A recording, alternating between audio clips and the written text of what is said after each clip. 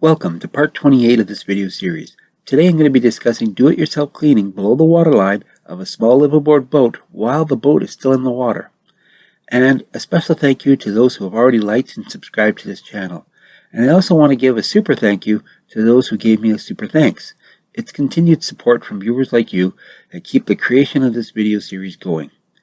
And if you haven't done so already, then please remember to like, subscribe, and hit that notification bell so you don't miss any future videos in this series. Okay, so you don't want the bottom of your boat to become covered with algae or barnacles, etc. Trust me, it can not only slow down your boat and your engine, but it can overheat it as well. Plus, your depth sounder won't give you any accurate readings. Worst of all, it can cause damage to your boat that can be expensive to repair. Now, for whatever reason you might want to do this yourself, be it you're cruising in an out-of-the-way place and there may not be a diver to clean it for you, or you may prefer to spend your money on other things. For whatever reason, someday you may have to clean the bottom of your boat by yourself without removing the boat from the water. Cleaning the bottom can be horrible if you don't do it the right way. You'll find cleaning the bottom isn't so bad once you know a few things. Okay, first let's talk about signs that your boat bottom actually needs a cleaning. First, look at the waterline and see if there's any growth. Unfortunately, this is not very reliable. Growth may not occur till 6 to 12 inches below the waterline. This is especially true if you've extended the boat's bottom paint above the waterline to form a boot stripe. Now, unless the water is exceptionally clear, you won't see any growth on the propeller from either a dinghy or a dock, as the propeller will maintain approximately the same outline until the growth becomes very severe. To really check, you have to put on a snorkel mask and look under the hull. Now, in tropical waters, you'll find the bottom needs cleaning about once a month, more often in the summer or in nutritionally rich harbors or areas with agricultural runoff. The exact frequency will depend on your paint and your location. If the growth is sufficiently bad, you'll see operating problems like the depth sounder behaving erratically.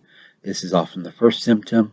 And as you cannot use bottom paint on most transducers, the growth here is the worst. Another problem is slower speed than expected for the conditions, or the engine is running hotter than normal. This might even think you have a problem with a clogged fuel filter or something like that, but most likely it's just growth. Okay, so let's look at what tools you'll need. Now, you don't necessarily need scuba gear or a hookah, but freediving does take much longer and is much more tiring. I find the simplest thing to use is a hookah. It allows you to breathe under the water similar to scuba tanks, but with a lot less hassle or cost.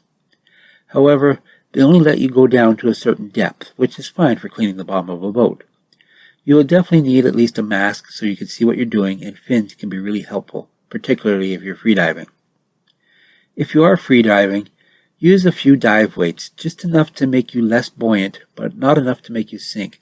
This will make the job easier as you won't use so much of your energy and air just trying to stay underwater. You also won't be as likely to scrape your head and shoulders on the hull and those sharp accumulated barnacles. If you're using hard anti-fouling paint, the basic tools I recommend are a metal 6-inch putty knife and a 4-inch wide piece of plexiglass for scraping large surfaces. A 1-inch putty knife for cleaning the prop and shaft as well as tighter areas. Now, a plastic putty knife is less likely to scrape the bronze propeller, but will wear away with use. You'll have to replace it every 3 to 4 cleanings. A flat screwdriver to get inside the through hulls, and some boats also find an old carpet, like a scrap piece of carpet, and a small wire brush helpful.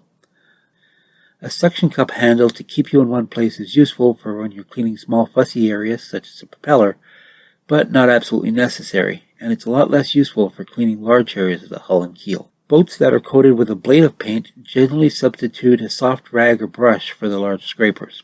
You should tie 3 feet of light line to each of the tools, then tie the other end to your waist. This is before you get in the water.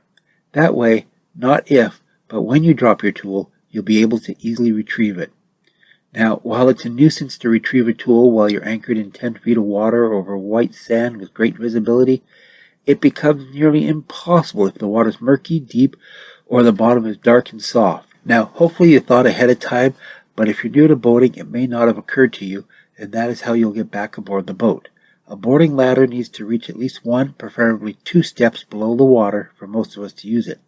Alternatively, you may be able to get into your dinghy and then get aboard your boat from the dinghy. Next, what to wear is not as frivolous as it sounds. Cover as much of your skin as possible, otherwise every time you brush up against an uncleaned area of the hull, you'll be cut by any barnacles there. And because of those barnacles, you really don't want to wear your brand new wetsuit and have it possibly sliced up to ribbons. A blade of paint is also likely to get over whatever you wear. Wear gloves. You will need to hold onto that boat or prop while you work, and without gloves, the barnacles will chew your hands up pretty badly. Cheap work gloves work well to protect your hands. If the water is warm, an old lycra dye skin or a loose pair of pants and a long-sleeve t-shirt will work. Now, consider this to be sacrificial clothing that may get cut instead of your skin.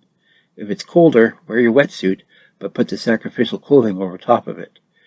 You might also want to put something over your hair if you don't want stuff you just scraped off to end up in it. So, now you're ready to jump in and give her a scrub, right?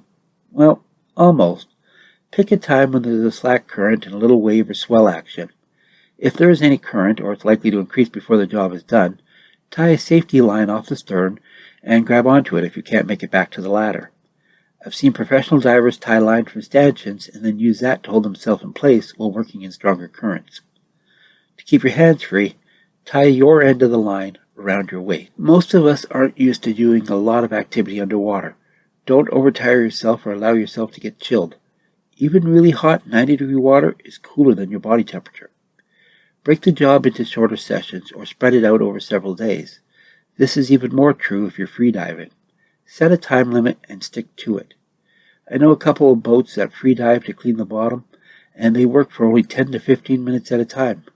But do a little almost every single day. Now, how to clean your boat bottom. If you have a blade of bottom paint, begin with a soft brush and rub it over the hull and keel to remove any soft growth and slime. While this takes off a little bit of paint, it's a lot better than using the scrubby pad like so many professional divers do. A lot of professional divers use scrubby pads because it can be easier and because it does remove more of the ablative paint, which means you'll need their services sooner and more often, making them more money and costing you more. Then, use a 1-inch plastic putty knife to carefully flick off the barnacles individually, not to scrape in large sweeps. Although the plastic knife wears away and has to be replaced almost with every cleaning, a metal putty knife just removes way too much paint. If you have hard bottom paint, start by using the wide scrapers. I prefer the piece of plexiglass and the 6-inch metal putty knife. We're not trying to do a perfect job at this point, just get the big areas done. Some cruisers who have more soft growth than barnacles begin with rubbing a carpet scrap over the hull to get the soft growth off, then go back with a putty knife to get the barnacles. Once an area is free of most of the growth, we go back with a 1-inch plastic putty knife and get the picky little parts, such as around the transducers. If working on one area for a while, it might be helpful to use a suction handle to hold yourself in place. Regardless of the type of paint, if you start near the waterline and work your way down, you'll be less likely to scrape your head or your shoulders on barnacles as you ascend. Now, for some reason, barnacles seem to really like to grow up inside the through hulls, and these have to be scraped out with a screwdriver. This has to be done carefully so you don't chip the bottom paint off the through hull. The propeller and the rudder take more time and attention. There's plenty of hard-to-reach surfaces here. I use a plastic putty knife on the prop to avoid scratching the bronze, and also because the plastic flexes and conforms better to the shape of the propeller blades. Other cruisers with heavier growth on the prop go ahead and use a metal putty knife. In either case, a 1-inch width is best. For very tight areas, a small wire brush about the size of a toothbrush can work very well. Be sure to thoroughly clean the little openings between the rudder and skeg or keel, and any other areas where one surface moves against another. The hinge area of the rudder assembly and a feathering prop if you have one. The cleaner you keep these areas, the freer the parts will move. Also, any barnacles caught between two moving surfaces will grind away at them, requiring expensive repairs. While you're working on the propeller, grab the shaft and see if there's any play in it.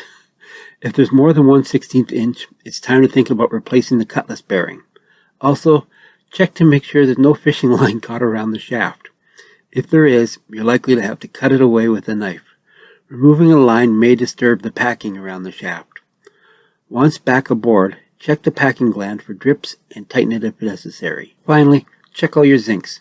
Any that are more than half gone should be replaced. A little ditty bag is useful for carrying the zinc and tools so that nothing gets lost. But, just in case, carry spares of whatever bolts and nuts hold the zincs on. Once you're back on board, rinse off all your tools and dive gear with fresh water, and spray any metal surfaces with either WD-40, Bow Shield, or a similar protectant. If I missed anything, or if you have any thoughts or ideas about this subject or ideas for future subjects that I have not covered, please let me know in the comments below. I absolutely loved hearing from you. And thank you again for watching. I hope you enjoyed this video series on living aboard a small boat. If you have, then please subscribe so you don't miss any future videos.